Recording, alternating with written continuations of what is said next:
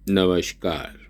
मैं संजीव कुमार आज डॉक्टर गिरीश चंद्र त्रिपाठी द्वारा लिखित पुस्तक मृत्यु के बाद क्या, life after death in Hindu philosophy, इसका दूसरा भाग मैं आपके समक्ष संक्षेप में प्रस्तुत करने का प्रयास कर रहा हूँ और यह अंतिम भाग भी है। गरुड़ पुराण आदि ग्रंथों के अनुसार मृत्यु काल में हजारों भिक्षुओं के दंश की पीड़ा होती है। जिस प्रकार दुर्घटनाग्रस्त पुत्र की मृत्यु पर पिता को मर्मांतक कष्ट होता है, उसी प्रकार जीव द्वारा अपने जीवन का सदुपयोग न करने के कारण मानसिक वेदना होती है।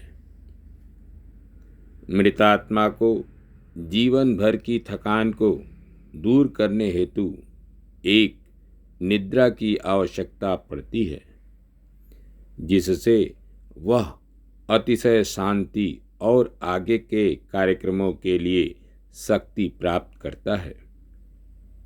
मृतात्मा स्थूल शरीर से अलग होने पर सूक्ष्म शरीर में प्रस्फुटित हो जाता है। तब मृतक आश्चर्यपूर्वक अनुभव करता है कि उसका शरीर कितना हल्का और सुखद है। वह हवा में पक्षियों की तरह उड़ सकता है और अपनी इच्छा के अनुसार जहाँ चाहे विचरण कर सकता है।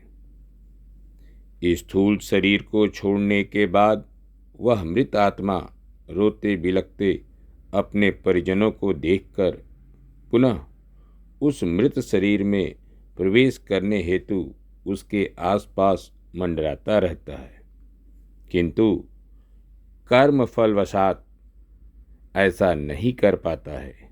जब मृत शरीर अंत्येष्टि क्रिया अर्थात उसका सौदाह कर दिया जाता है, तब वह अपना मन मोड़ लेता है। पुनर्जन्म कर्मानुसार ही होता है। सतोगुणी जीव श्रेष्ठ देव योनि को प्राप्त होता है। रजोगुणी मनुष्य योनि में जन्म लेता है तथा तमोगुणी पशु पक्षी वृक्ष आदि जड़ योनि में उत्पन्न होता है। एक अत्यंत महत्वपूर्ण बात, मनुष्य कर्म योनि का प्राणी है, क्योंकि जन्म लेने के बाद उसे सीखना पड़ता है और सब प्रकार से रह लेने की क्षमता उसमें प्राप्त रहती है। परंतु पशु पक्षी आदि अपने जीवन निर्वाह के लिए आवश्यक संस्कार अपनी माता के गर्भ से ही लेकर उत्पन्न होते हैं। अतः यह भोग योनि के प्राणी हैं। जीव चेतन है और उसकी जीवन सत्ता अनादि व अनंत है। मैं नहीं हूँ ऐसा अनुभव कोई नहीं करता है, इसलिए जीव का वास्तविक जीवन अनंत है। मात्र स्थूल शरीर की मृत्यु होती रहती है। बालक जन्म लेते ही रोने लगता है। उसके बाद वह कभी हंसता है, कभी रोता है और कभी सोता है।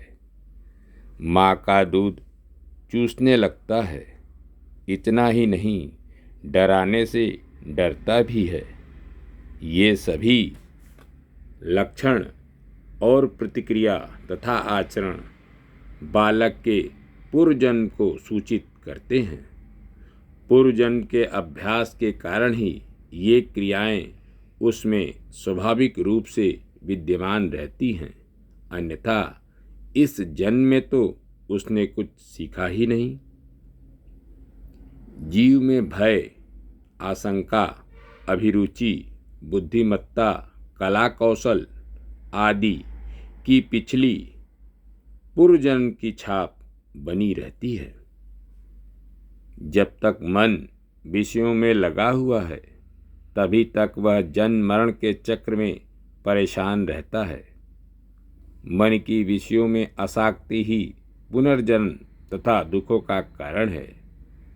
भोग से मन की तृप्ति कभी नहीं होती और वही अतृप्ति की वासना उसके पुनर्जन्म का कारण बनती है। इसलिए मन को वासना से मुक्त करने पर जीव को पुनर्जन्म और उसके दुखों से छुटकारा मिल सकेगा। स्वामी रामकृष्ण परमहंस ने स्पष्ट कहा है कि कामिनी और कंचन का त्याग अध्यात्म की पहली सीढ़ी है। धन्यवाद। नमस्कार।